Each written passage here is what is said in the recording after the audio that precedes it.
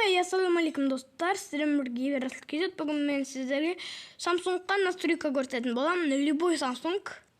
Мені қараңыздар, обзор деген 98-ге қоясыздар да, қалған бәрін 75-ге қоясыздар. Енді управлениеға кіріп, мынадан осыны 48-ге қоясыздар.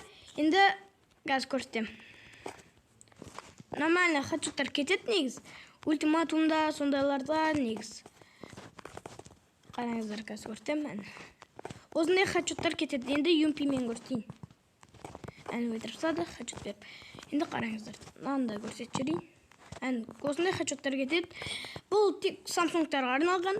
Менің ойымша бұл любой телефонға да жарай береді. Қазір сіздерге тағы да бір-екі рет хатчут беріп көрсетейін. Осындай негіз хатчуттар кетеді.